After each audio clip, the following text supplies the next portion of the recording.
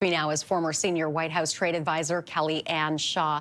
Good morning, Kellyanne. Let me first ask you about those comments from our former prime minister. Your thoughts on what he had to say. Good morning. Thank you so much for having me on. I think what you're seeing in the United States is a new consensus on trade policy.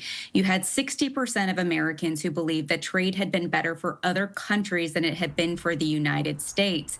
And so whether or not other governments agree with the use of tariffs, the president is pursuing what he has a political mandate to do. And the hope is that he lands some of these deals with trading partners that actually increases and facilitates trade, but does so on a more level playing field.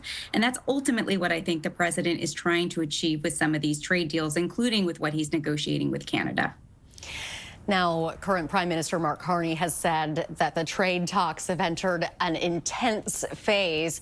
How do you interpret that? What do you think is going on behind the scenes?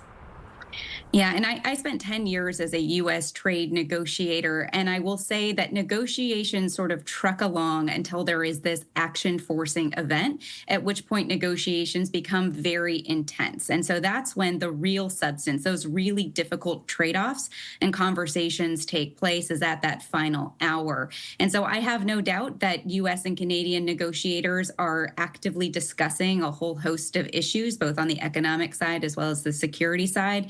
And August 1st is a deadline in the sense that tariff rates will change on August 1st. But I do think that from the U.S. perspective, and likely from the Canadian as well, there might be a bit more breathing room because those tariff increases only apply to non-USMCA goods or non-CUSMA goods. They don't apply to the whole trading relationship, which I do think buys a little bit of time. But certainly the sooner both sides work this out, the better for both countries.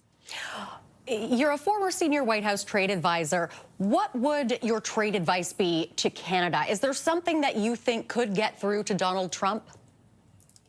Yeah, I think the president is very focused on a few issues, and dairy is among them. He's talked about this repeatedly. He's brought this up starting from Liberation Day, his concern about some of these excessively high tariff rates outside of the quota amounts for the supply management program. And it's something that, frankly, several U.S. administrations have cared about on dairy, poultry, and other products.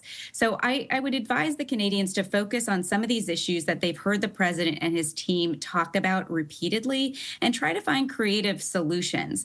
There is often a path forward on some of these sticky issues when you come up with outside the box ideas. And part of what we saw Japan do with the Japan deal in addressing the president's concerns about rice is they didn't change the overall quota. They just allocated more of that to the United States. So there may be some creative ideas out there. All right, Kellyanne, great chatting with you. Thanks for being here. Thanks so much for having me.